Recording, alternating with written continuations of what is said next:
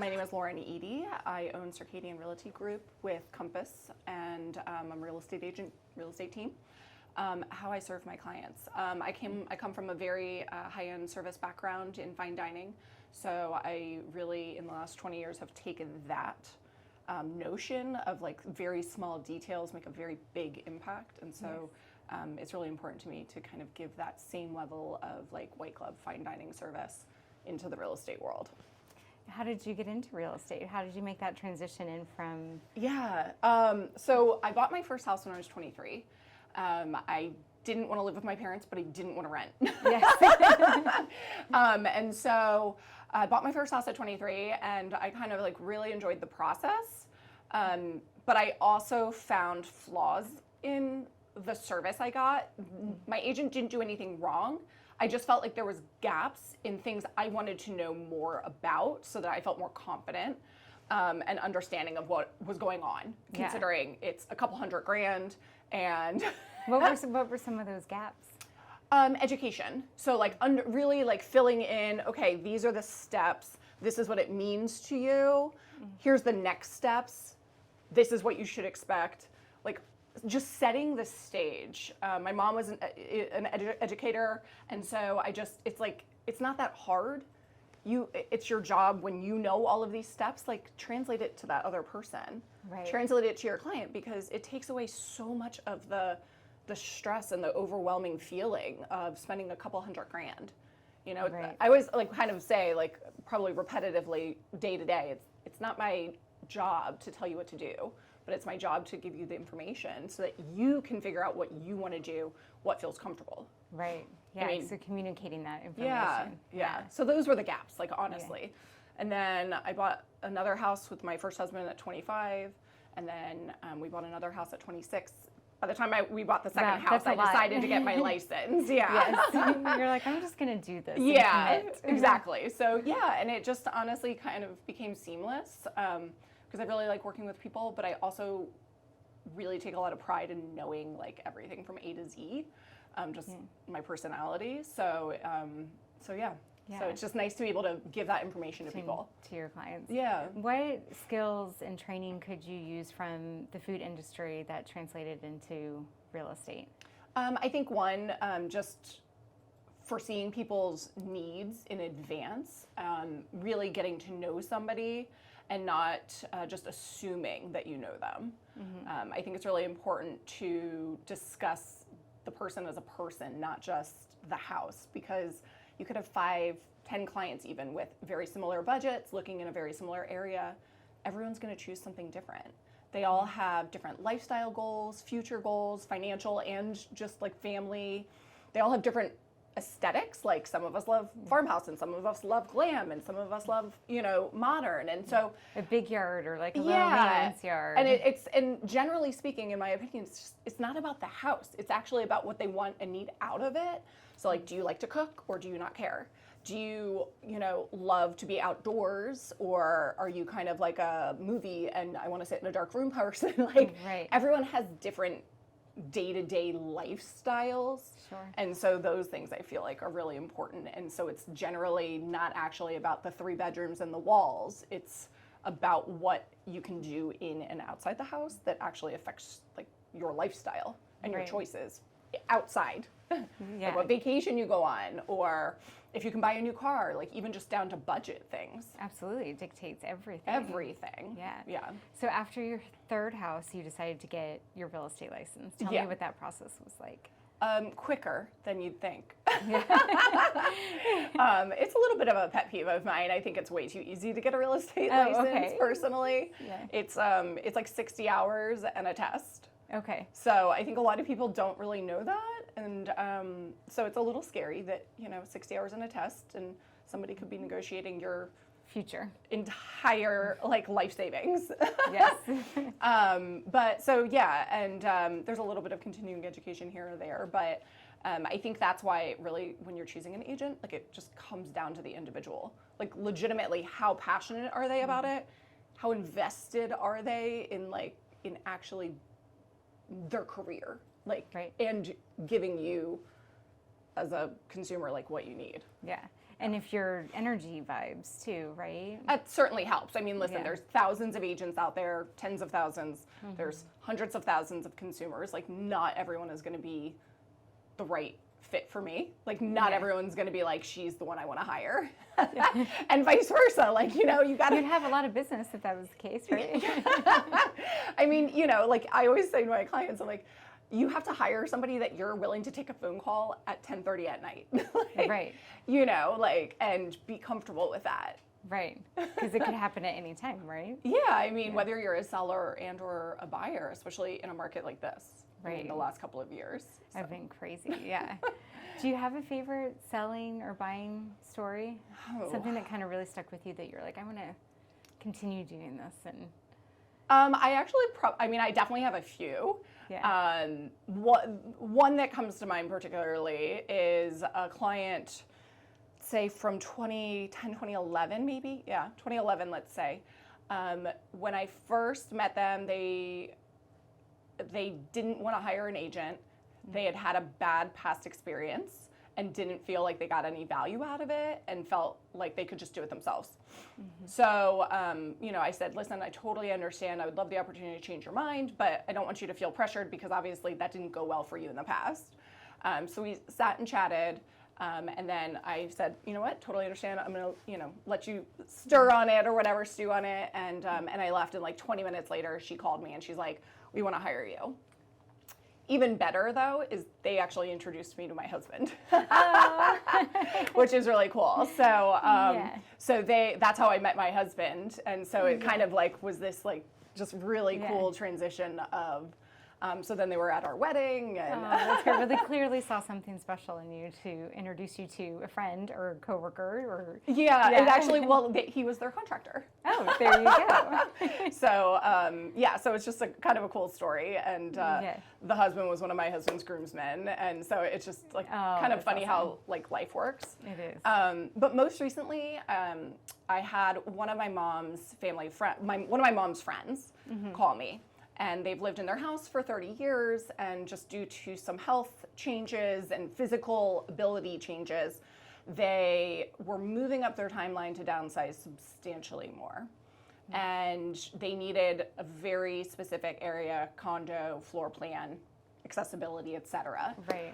And much quicker, like a year and a half before they were planning to do anything. And just helping them in a situation where they were already, you know, kind of stressed and had a lot going on, and you know, you're older, you've got all of this going on health-wise, and it's emotional.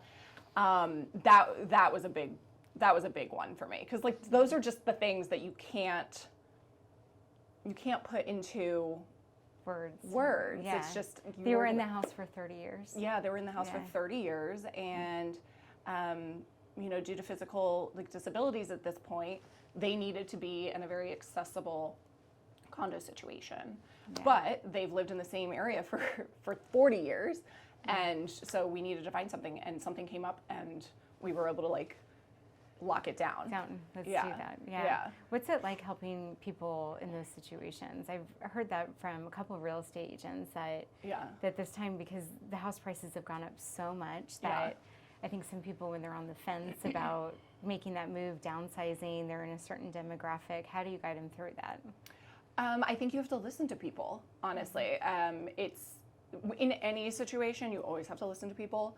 I think when you're dealing with people that are downsizing after being in a home for a really long time, grew up in a generation where they weren't living off of cell phones and working 15 hours a day, you have to give them more time to process everything. And think through it and sit down. You know, generally speaking, everything we do is electronic. I was at their house like every day, helping them fill out the paperwork and scanning things for the loan officer. And you just have to give people what they need. Right. You know, it's actually not that hard. It's just people. Just need to help them and guide them through that. Yeah. What are you doing for advertising and marketing these days? So I do a lot of just localized geographical mailing to mainly my, you know, past database, et cetera, but also within our market, so like in the Reston market. And then I against most people's popular opinion, I actually advertise a lot through Zillow. Okay. And it's been an amazing resource for us. So it's a matter of, and it's great because I've met some of my best friends through, through online leads, and I've been doing online leads since 2008. I mean, Craigslist. Julia. Yes. Old school. There used to be a company, Level One, I feel like used to do. And like Active Rain. Yeah. I don't know if you remember that. I actually got my first listing ever in real estate through Active Rain. Yeah. So I've done that for a really long time, and it just, for me, works. It's not for everybody, but. So this is on Zillow, I do like Zillow Premier, like paid advertising through Zillow. Okay. So I've met some really amazing clients that way, amazing friends, and it's a hustle. Like you've got to be ready to hustle if you're going to do like an online lead. You've got to be ready to jump on it. Yeah. And then for the most part, I'd say like 65% of our business comes from past clients and referrals from past clients. That's always which I'm good. which is it's really nice. But we really value our clients. We do a lot of engagement with them. Like, we make sure that everyone always gets an anniversary gift. Everyone always gets a birthday gift. Oh, that's nice. We throw a bunch of client events every year, do mini sessions, like all of the things, because it's really important for us to know that, like for our clients to know that after the transaction, we're not transaction-based people. Right. Like we really want to You're part of the be family. A part of a community with you. Yeah, and like be a resource like long after, whether or not you ever transact again. Like we want to be the first person you think of, like when you're like, oh shoot, I need a plumber. Let me call Lauryn, she's gonna know. And so it's constantly having that little bit of interaction with them each year, right? Yeah. And I mean, we really enjoy our clients, so it's like we don't want to just be okay, bye. I always tell my clients, I'm like, I go through withdrawal. Like, you guys get a house, you move in, you're busy, and then I'm like, you're emotionally attached. I know, like, I haven't heard from them in a while. What's going on? I better check with them. Yeah. Why doesn't Rebecca want to text me anymore? Yeah. What happened? Did I just say something? Yeah. With all the challenges in real estate these days, with interest rates kind of going up and down and prices skyrocketing, how are you overcoming some of those challenges? I think the biggest thing is just education. I think it's truly having an open communication with our clients and saying, this is the reality. This is what you need to understand and set your expectation. And you need to also develop like your boundaries and figure out what is comfortable, what is not. Generally, whether it's this market or 10 years ago or whatever, the level, the evolution of the comfortability grows as you go through the process. I mean, the comfortability is really, really low when you that first time, right? Yeah. But as you go through the process, I think you get more comfortable with it. But this market isn't for everybody. What I've told a lot of people is like, this market is for people who really need or want to move. They need to upsize because of, family changes, babies. They need to relocate because of jobs. Like, they're renting, so they've got to get into the market. This isn't I might want to move. Like that house over there down the street has a pool, so maybe. Yeah. Yeah. I mean, we moved in 2020 for that reason. We have 4 kids, and the neighborhood sent out an email saying they weren't opening up the community pool. Yeah. And I looked at my husband and I was like, well, we can't build a pool in a month, so can we move? Let's buy this house. Yeah. But a lot of people did that just got underneath, like just right before it got crazy. Was it like the end of 2020 that? No, it started to get crazy, honestly, probably by like July and August. Yeah. I think July 2020 was one of our craziest, busiest like transactional months in like my whole career. History. Yeah. So that's when it sunk in, you feel like, for everybody, and everyone's like, okay, we're gonna and thank God we wrote a contract in June. Yes. So you got like just under the radar. We wrote a contract in June, and like 3 days later they received 2 more, but we were already under contract. Oh, wow. I was like, and are you guys still in the house? We are, yeah. And I will die in that house. Yeah. You're like, this is it. We're golden. Yeah, unless all of my children move to like different states. And then I'll sell it and buy like small condos. Yes, one by each of them. Yeah. Yes, we talked about that too. Yes, definitely. But aside from that, yeah, I'm staying in this house. Staying here. Yeah, I'll put an elevator in. I want to back up for a minute when when you were saying that you got into real estate after selling those 3 homes, did you have someone that kind of took you under your wing? Did you have a mentor or somebody that helped like guide you in that process? I mean, I think I had a lot. Yeah. I think that when it comes to mentors, you kind of have to associate with the person that is establishing like or living in that one thing that you want to do or you want to emulate, right? And so I think it's really difficult to really scale upwards only looking at one person. One, because you're your own person. You're never going to do it the same way. And you need to kind of look an array of things and like, you know, and also when you're getting started, you don't know exactly what is going to fit for you. So, I mean, I believe that certainly you should be looking at people and you don't want to try a billion things like real estate, you know, agents and marketers to real estate agents love the bright and shiny. But I definitely think the you know, old adage of the 5 people you surround yourself with. Yep. So don't pick one. Pick like 3 or 4 and like figure out what you love that they're doing really, really well. Yeah. And then do that. And learn something from each of them. Yeah. A little bit. Yeah. Yeah. What do you find most rewarding about what you do? One, I love a challenge. I would get bored in a 9 to 5. So one of the things I love is that although everything is in theory always the same, you're dealing with people. Everything is always different. Yes. Every transaction has different buyers, different sellers, different agents, different loan officers. Different personalities. Oh my gosh. Different budget. Everything. And so you can never replicate. And there's always something new. So it's keeping you on your toes. I've done this for 20 years. And even now I'm like, that's new. Know how to handle it, but that's new. Yes. I love that. And honestly, I really take pride in my clients understanding what they're getting into. And that means a lot to me because I really feel like when they get through to the end, they're really happy with their decisions. And they feel like they were their decisions. Right. And you didn't push them into any direction. No, and I've never felt like I had a client buy a house that I didn't agree with. Right. And it's not up to, it's not up to me to agree. It's for them. Right. But it feels good when you feel aligned with it. Right. You weren't sitting there in the background being like, what?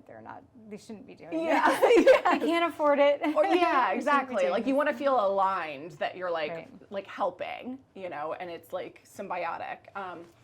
And I really love that I have relationships with hundreds of my clients who are now friends. I mean, legitimately, people have come to in your wedding. In my wedding, yes. Multiple of them actually. There was like multiple people that I've had clients and that are just now really good friends.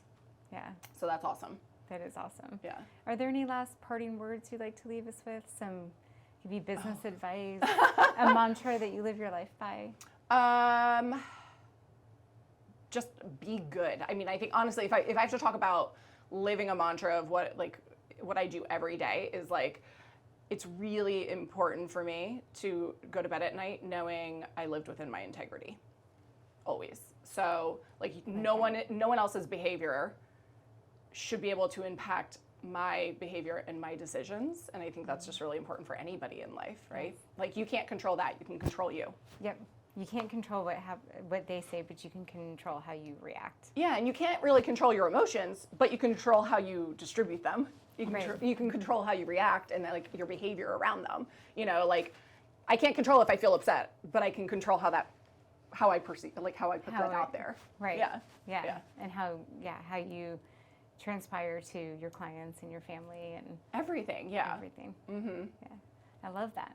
Well, thank you for being here today. Me. It was a pleasure to meet you. Thank you for sharing your story with us today. Yeah, absolutely. Thanks for having me. Thanks.